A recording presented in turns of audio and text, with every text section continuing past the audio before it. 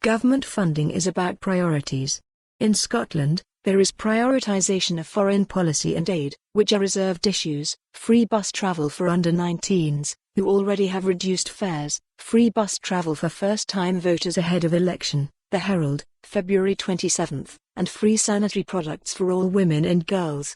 Meanwhile, the much-vaunted care for the elderly policy is on its knees, resulting in a high rate of bed blocking in hospitals, and drug rehabilitation centres have closed.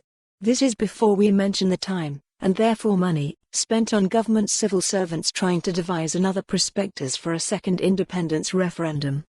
It is time that Scots were honestly told that they cannot have everything for free and that hard choices have to be made. I see no sign of the SNP government attempting to do that. Jill Stevenson, Edinburgh EH14.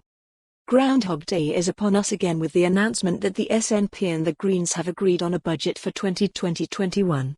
Year after year Patrick Harvie gets to feel important believing he is influencing government policy.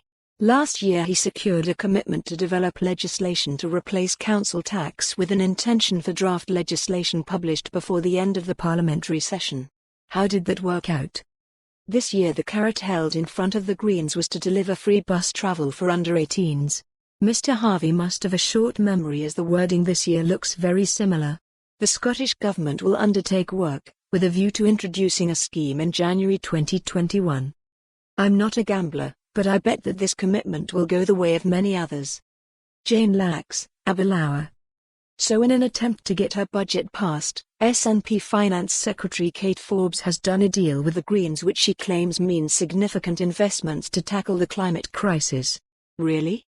Ms. Forbes's party's environmental credentials are in question after we learned just days ago that there's been a 73% increase in SNP government international flights since 2015, a government that is, with a wholly domestic remit. So Ms. Forbes, no climate lectures, please, instead maybe practice what you preach? Plus only the naive would now expect the Sheriff Hall roundabout upgrade on the Edinburgh bypass to happen, after the SNP agreed to review it under pressure from Patrick Harvie, Greens co-convener. He opposes improving the long-term bottleneck, apparently preferring many polluting hours each day from peak-time stationary vehicles and extensive misery for commuters, who sadly have few alternatives. Hardly caring for the environment nor working people, Mr. Harvie. Martin Redfern, Edinburgh EH10.